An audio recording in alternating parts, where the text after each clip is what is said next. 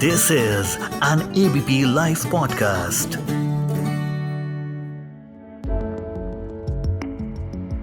NASA ने इसरो के हवाले किया निसार सैटेलाइट, जो दुनिया की हिफाजत में निभाएगा बड़ा रोल। आखिर कैसे और क्या है इस निसार की खासियत, जानेंगे आज FYI में सिर्फ ABP लाइव पॉडकास्ट पर। हेलो, मैं मानसी हूँ आपके साथ। पूरी दुनिया को प्राकृतिक आपदाओं से बचाने वाला सैटेलाइट निसार NISAR 9 मार्च 2023 को बेंगलुरु पहुंच गया। इसे पिछले महीने नासा ने इसरो को सौंपा था। इस सैटेलाइट को नासा और इसरो ने मिलकर बनाया है। NASA ISRO synthetic aperture radar, yes यही है इसकी full form, NASA ISRO synthetic aperture radar earth observation satellite है ये, जिसे बनाने में 10,000 करोड़ रुपए की लागत आई है। बेंगलुरु में इसे UR राव सैटेलाइट सेंटर में रखा जाएगा, जहां पर इसके रडार और सैटेलाइट बस को जोड़ा जाएगा।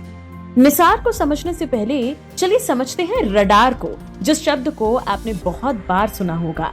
कई बार खबरें भी सुनी होंगी कि रडार पर दुश्मन घुसपैठ करता पाया गया। तो रडार का फुल फॉर्म है रेडियो डिटेक्टिंग एंड रेंजिंग। ये रेडियो वेव्स पर बेस्ड टेक्नोलॉजी है। कंप्यूटर नेटवर्क और मोबाइल फोन की ही तरह रडार इलेक्ट्रोमैग्नेटिक वेव्स भेजता है। इससे सिग्नल शॉर्ट पल्सेस के रूप में निकलते हैं, जो रास्ते में आने वाले किसी भी ऑब्जेक्ट से टकराकर वापस रडार तक पहुंचते हैं और रडार को किसी भी ऑब्जेक्ट के मौजूद होने का इंडिकेशन देते हैं। रडार के जरिए आसमान और समुद्र में होने वाली हर गतिविधि पर नजर रखी जा सकती है। पहला प्रैक्टिकल रडार सिस्टम सन 1935 में ब्रिटिश भौतिक विज्ञानी रॉबर्ट वॉटसन वॉट द्वारा निर्मित किया गया और 1939 में इंग्लैंड ने हवा या समुद्र में हमलावरों का पता लगाने के लिए अपने दक्षिण और पूर्वी तट पर रडार स्टेशन की एक श्रृंखला स्थापित की थी। निसार सैटेलाइट में एक बड़ा मेन बस होगा, जिसमें कई इंस्ट्रूमेंट्स लगे होंगे, साथ ही कई ट्रांसपॉन्डर्स, टेलीस्कोप और रडार सिस्टम होगा। इसके अलावा इनमें से एक आर्म निकलेगा, जिसके ऊपर एक सिलेंडर होगा। ये सिलेंडर लॉन्च होने के कुछ घंटों बाद खुलेगा तो इसमें डिश एंटीना जैसी एक बड़ी छतरी निकलेगी। ये छतरी ही सिंथेटिक अपर्चर रडार है। यही धरती पर होने वाली प्राकृतिक गतिविधियों की इमेजिंग करेगी। अब पहले समझेंगे कि ट्रांसपॉन्डर क्या है।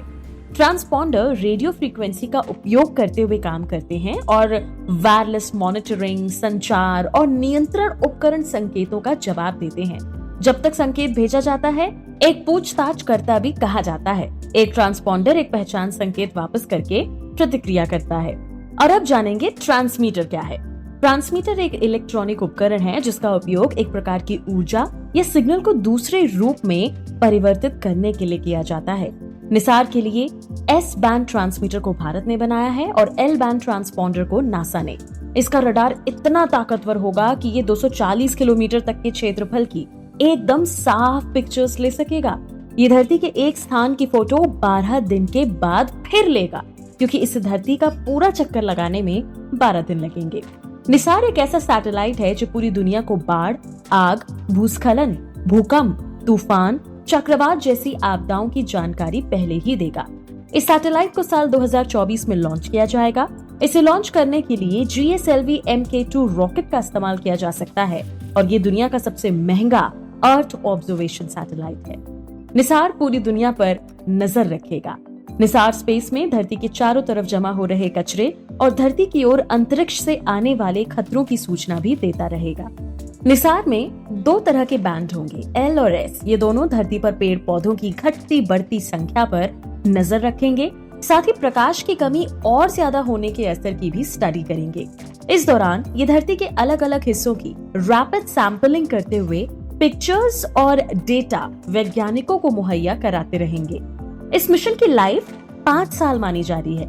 इस दौरान निसार वोल्केनो, भूकंप, भूस्खलन, जंगल, खेती, गीली धरती, परमाफ्रॉस्ट, बर्फ का कम ज्यादा होना, ऐसे टॉपिक्स को स्टडी करेगा। 2800 किलोग्राम के इस सैटेलाइट में 39 फुट का फिक्स्ड एंटीना रिफ्लेक्टर है, जो सोने की परत वाले तार की जाली से बना है। नासा के मुताबिक ये एंटीना में छोटे से छोटे बदलाव को पकड़ने की क्षमता रखता है और ये घने बादल होने पर भी देख सकेगा। इसका डिजाइन इस तरह से बनाया गया है कि ये ऊपर की तरफ फीड द्वारा भेजे गए और प्राप्त रडार सिग्नल को आसानी से पकड़ लेता है। इस सैटेलाइट के कम से कम 3 से 5 साल तक लगातार काम करने की उम्मीद है। भारत के लिए ये अहम सैटेलाइट है। क्यों? क्योंकि इसरो ने 1979 यानी 1979 से अब तक करीब 30 से ज्यादा पृथ्वी अवलोकन सैटेलाइट लॉन्च किए हैं। इसका उद्देश्य बेहतर योजना, कृषि और मौसम से संबंधित स्पेस इनपुट हासिल करना है।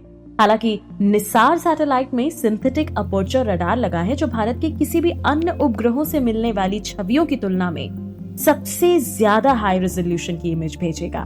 नासा के मुताबिक निसार यानी NISAR पहला सैटेलाइट मिशन है जिसमें 2 अलग अलग रडार फ्रीक्वेंसी यानी L बैंड और S बैंड का यूज किया है। ये पृथ्वी की क्रस्ट, आइस शीट और इकोसिस्टम से जुड़ी जरूरी जानकारियां देगा।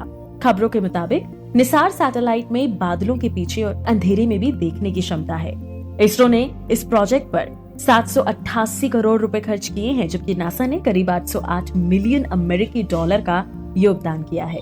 ये सैटेलाइट असैनिक उपयोगों के अलावा चीन और पाकिस्तान से लगी भारत की सीमाओं पर कड़ी नजर रखने में भी सरकार की मदद कर सकता है, जहां पिछले कुछ सालों में काफी तनाव का माहौल है। तो बस इंतजार है तो अगले साल का यानी 2024 का, जब निसार या NISAR लॉन्च होगा।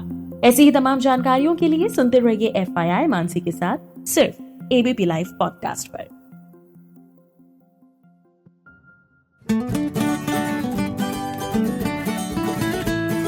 This is an ABP Live podcast.